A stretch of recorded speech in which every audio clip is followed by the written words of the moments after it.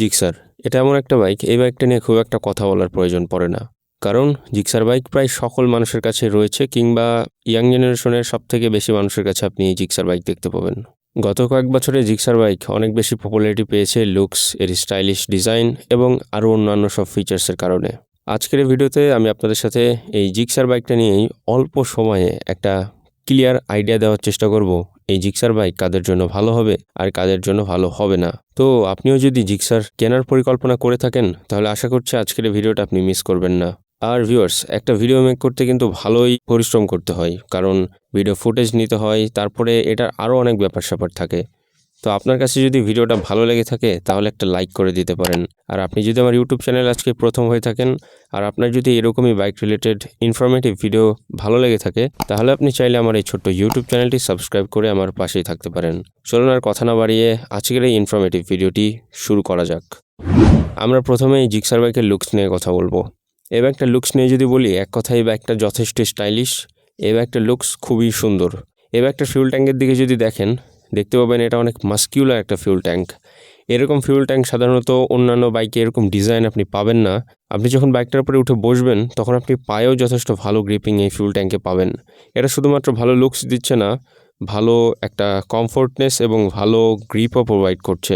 আবার এই ফিউল ট্যাঙ্কের দুই পাশে দেখতে পাবেন একটা বডি কিট রয়েছে সুন্দর, যেটা দেখতে খুবই স্টাইলিশ, এবং এখানে জিক্সারের স্টিকারিং করা থাকায় এটা কিন্তু লুকসটাকে আরও বেশি ইনক্রিজ করে দিচ্ছে। আপনি যদি সিটের দিকে খেয়াল করেন, এখানে পেয়ে যাবেন স্প্লিট ডিজাইনের সিট। এখানে রাইডার এবং পিলিয়ন সিট এটা আলাদা আলাদা ভাগে ভাগ করা, এবং পিলিয়ন সিটটা একটু ওপরের দিকে ওঠানো, যার কারণে এটা দেখতে অনেকটা sporty. But pillion seat uncomfortable না, শুধুমাত্র কিছুটা ওপরের দিকে হবে। ফ্যামিলি বাইক হিসেবে বাইকটাকে ব্যবহার করতে পারবেন, তবে কিছুটা প্রবলেম হতে পারে। যদি হ্যান্ডেলবারের দিকে দেখেন, এখানে পাবেন একটা পাইপ হ্যান্ডেলবার, যেটা হচ্ছে মোটামুটি অনেক কমফোর্টেবল বলা যায়, কিন্তু কিছুটা স্পোর্টি টাইপের। আপনি যখন হ্যান্ডেলবারটা ধরবেন আপনি বুঝতে পারবেন যে আপনার হাত কিছুটা নিচের দিকে, কারণ হ্যান্ডেলবারটা একটু নিচের দিকে সেট করা। এটা কিছুটা স্পোর্টি ফিল দেয় এবং একটা কমফোর্টনেসও দেয়।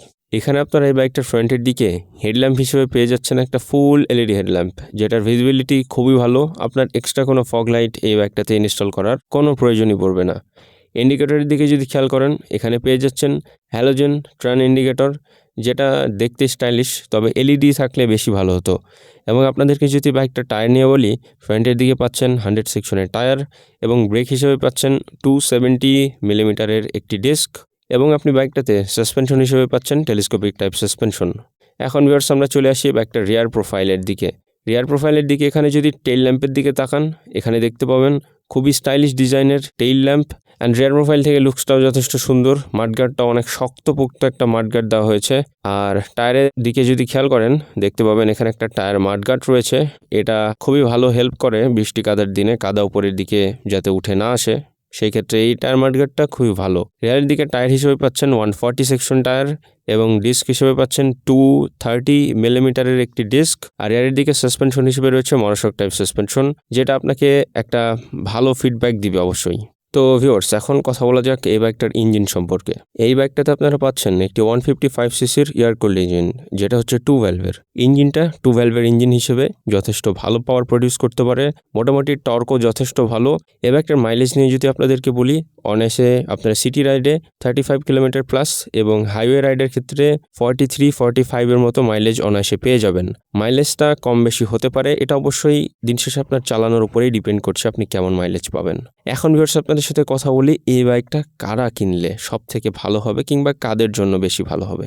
যদি ভিউয়ার্স আপনি চান যে আপনার বাইকটা অনেক বেশি স্টাইলিশ হতে হবে, লুকসটা অ্যাগ্রেসিভ স্টাইলিং হতে হবে, এলইডি হেডল্যাম্প থাকতে হবে, মোটামুটি ফিচার্স থাকতে হবে, মোটামুটি মাইলেজ দিবে, ইঞ্জিনে মোটামুটি ভালো পাওয়ার থাকবে, তাছাড়াও একটা জিনিস, এই সেগমেন্টে আরও অন্যান্য অনেক বাইক রয়েছে। আপনি যেই বাইকটা আপনার পছন্দ অবশ্যই সেই বাইকটাই পারচেস করবেন। এই বাইকটাতে যে সকল ফিচার্সগুলো রয়েছে সেগুলো আমি আপনাদের সাথে শেয়ার করেছি। আপনার যদি মনে হয় যে আপনি সুজুকির একটা বাইক কিনবেন, তাহলে আপনি এই বাইকটার দিকে অবশ্যই যেতে পারেন। ভিডিওটা যদি আপনাদের কাছে ভালো লেগে থাকে, তাহলে শুরুতে আপনাদের বলেছিলাম যদি লাইক এখনও না করে থাকেন তাহলে একটা লাইক দিয়ে দিতে পারেন। আর চ্যানেলে যদি নতুন হয়ে থাকেন, আপনি চাইলে আমার এই ছোট্ট চ্যানেলটি সাবস্ক্রাইব করে আমার পাশে থাকতে পারেন। আপনাদের সাথে দেখা হবে আবারও পরবর্তী কোনো এক নতুন ভিডিওর মাঝে। সকলকে আল্লাহ হাফেজ।